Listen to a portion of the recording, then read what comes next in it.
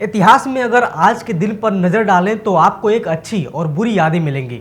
आज ही के दिन लौह पुरुष सरदार वल्लभ भाई पटेल का जन्म हुआ था और आज ही के दिन आयरन लेडी कही जाने वाली इंदिरा गांधी की हत्या की गई थी।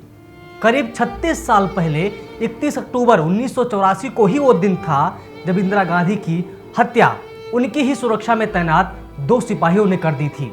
और इसके बाद दिल्ली समेत पूरे देश में क्या हुआ था इससे शायद कोई भी अनजान नहीं है। 30 अक्टूबर 1984 को इंदिरा गांधी ओडिशा में चुनाव प्रचार कर दिल्ली वापस लौटी थी। सुबह उन्हें एक डॉक्यूमेंट्री के लिए इंटरव्यू देना था। लगभग सुबह 9:05 पर इंटरव्यू के लिए तैयार हो चुकी थी। इंदिरा बाहर निकली। सब इंस्पेक्टर बेअंत सिंह और संतरी बूथ पर constable Satwant Singh state gun लेकर खड़े थे। कहा जाता है कि इंदिरा गांधी ने दोनों को नमस्ते कहा और आगे बढ़ने लगी।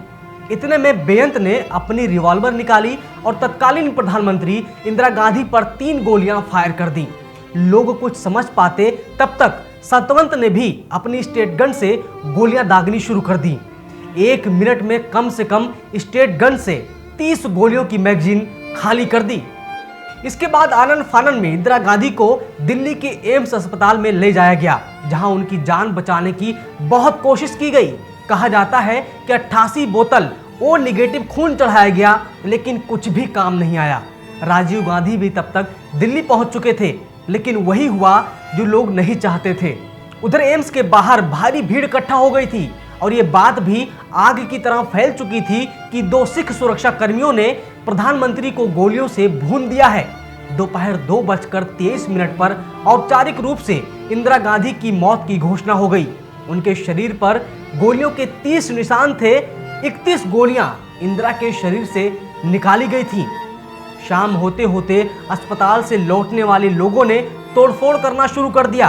तत्कालीन प्रधानमंत्री इंदिरा गांधी की हत्या से नाराज लोगों ने आगजनी शुरू कर दी और इसके बाद तो दिल्ली में दंगे भड़क गए और बाकी के हालात हम सभी को पता है, जिसे हम 84 सिख दंगा के नाम से जानते हैं।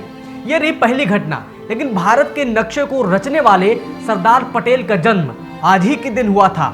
31 अक्टूबर 1875 को गुजरात के एक किसान परिवार में जन्मे सरदार पटेल को ऐसे ही लौह पुरुष नहीं कहा जाता। ये नाम उन्हें खुद महात्मा गांधी ने दिया था।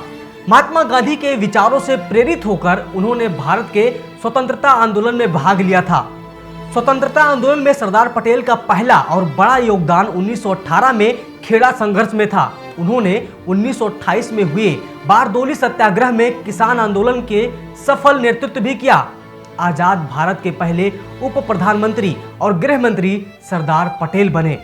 उप प्रधानमंत्री और गृह मंत्री बनने के बाद आजाद भारत में मौजूद छोटी और बड़ी रियासतों को भारत के साथ जोड़ना एक बड़ी चुनौती थी, लेकिन सरदार पटेल की चाल और कूटनीति के आगे किसी की एक न चली।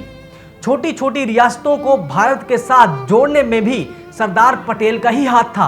पाकिस्तान के साथ जाने का मन बना रही जूनागढ़ और हैदराबाद की रियासतों को कूटनीति से भारत में ही रोक लिया गया और जम्मू कश्मीर आज अगर भारत का हिस्सा है तो उसका श्रेय कुछ हद तक पटेल को दिया जाता है।